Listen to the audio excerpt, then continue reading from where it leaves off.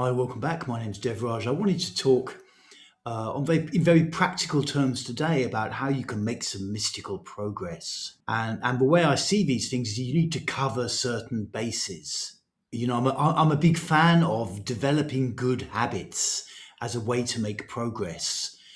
Sometimes it's useful to have a goal and all of that, and walking towards the goal. But I think generally a lot of processes proceed in a less linear fashion. And so building up in your life, in your daily life, certain good habits is often a much better way to create change, especially when you want to become more mystical, when you want to develop some mystical awareness, mystical insights, this kind of thing. So I've written out a few little points here, the four pillars of practical mysticism.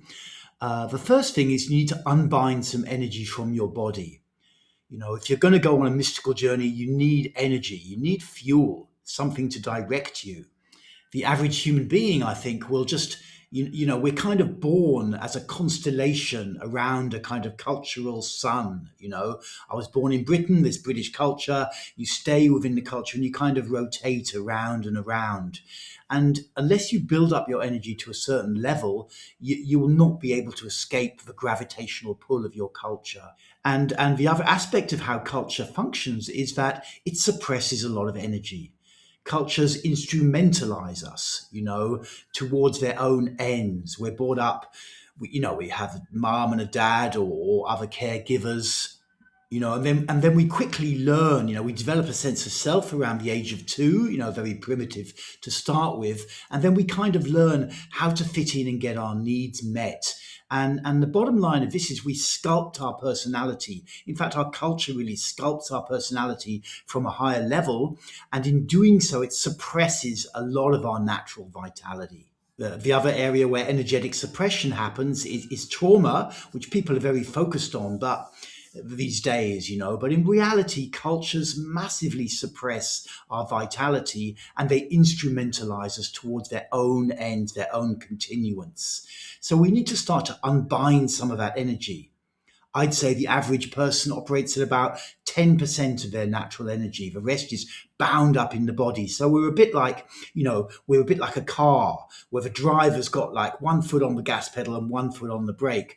Difficult to really move in a direction like that. So with regard to unbinding energy, techniques like bioenergetics, like any kind of body work or breath work is generally good.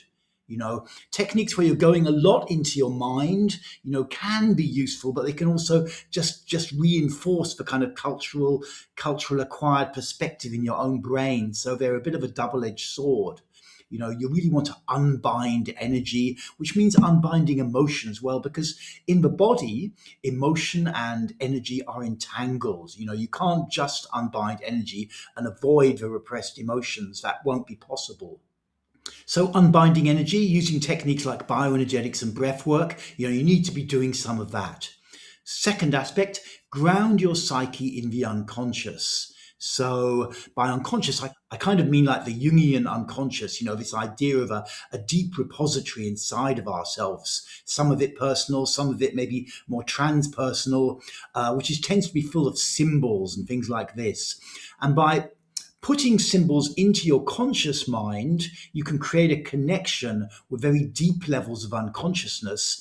And the value of that, it kind of keeps you upright. We're going to be going on a mystical journey. We want to still be functional in the world and be upright. A lot of people don't really make it in a mystical journey because they just get spun out somewhere and disappear off, and they get, it's like jumping into a washing machine and then getting hurled out in some other direction in life. If you look around the mystical scene, you see a lot of people like this. You need some kind of anchoring, grounding and support into the deep unconscious, and symbols can achieve this. The way I use that I learned back in the late 90s when I was with an esoteric school called Builders of the Adytum is tarot. And by this, I mean the 22 trumps of the tarot deck, those 22 keys.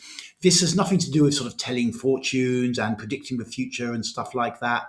To me, those were just uses that kept the tarot keys kind of intact over the centuries.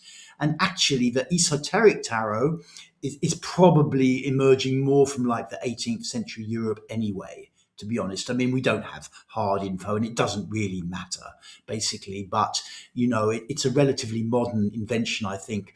So I recommend the Builders of the Adytum tarot deck.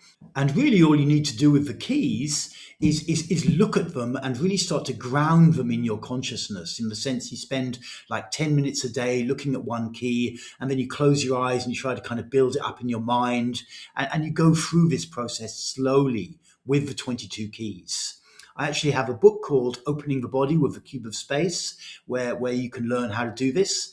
And you just go through on a kind of weekly level, working with a key and slowly building them up in your mind. And this building them up in your mind gives you like a kind of inner scaffolding, so that your sense of self can be investigated and can diffuse and can change in a natural way. Then you have this inner scaffolding.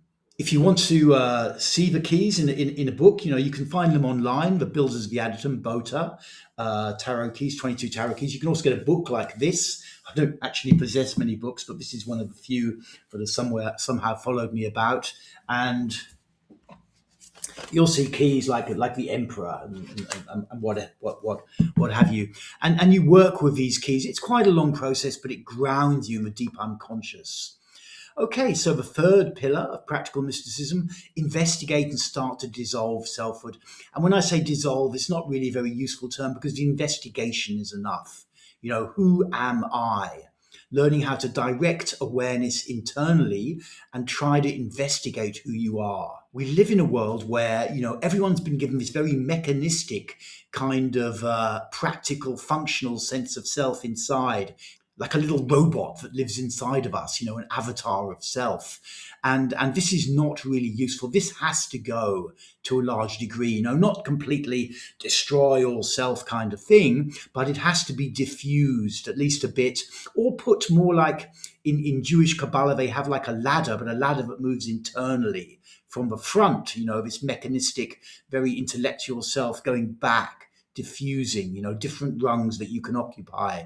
So instead of this fixed mental self, you learn how to diffuse it and how to move back. And to achieve this, you only really need to investigate it. I recommend techniques like Who is In, which was a technique from Charles Berner based on the work of Ramana Maharshi. You can read about him. Self-inquiry. Self-inquiry is very, very useful. Just the action of trying to work out, who am I? Right now, if I look inside, I'm someone who's kind of slightly frenziedly, I feel, trying to explain something, like I'm kind of concerned whether people will be able to get it or not. And this kind of self-inquiry is very valuable. Sincerely trying to investigate who I am in the moment, it starts to break stuff away from this kind of clenching internally, and slowly creates a diffusion. Check out my video on self-inquiry from earlier. I think it's the second video on the Mysticism and the Body channel. And this process of investigation, of directing, learning how to direct energy inwards, will proceed more strongly as you unbind energy from the body, and you've got more energy to project inwards. And as you ground your psyche in the deep unconscious with this, using the tarot keys in meditation. And then the final step, open your heart. Learn some techniques to get an opening here in the heart center, which is in the middle of the chest. It's not your physical heart, but it's like this center here. It's like a somatic center where, if you have a deep experience of sadness, often it feels like a dam is bursting here, and feelings are just pouring out. And as well as being, to the intellectual mind, a rather scary thing to go through, it also is the core of kind of mystical insight.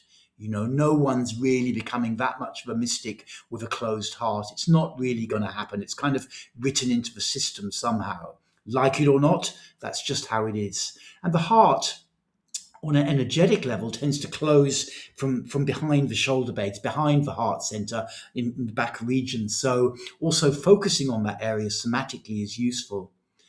And techniques to do this, you can just physically focus on your heart, breathe, do deep breathing and try to feel your heart for like a 20-minute period, stuff like this, allowing feelings which come.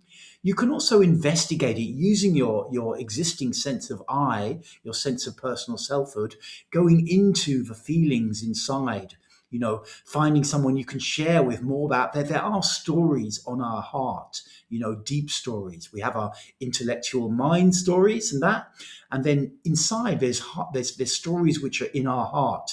And by sharing those stories, investigating those stories, talking about them, an opening also occurs. So there are different kinds of techniques that you can use to get some heart opening, but it's important. It's one pillar of practical mysticism to me. It also needs to be paid attention to. Okay, so those are my four pillars of practical mysticism. And with regard to moving forwards, what I recommend is that you find on a weekly basis something that you can do from each one.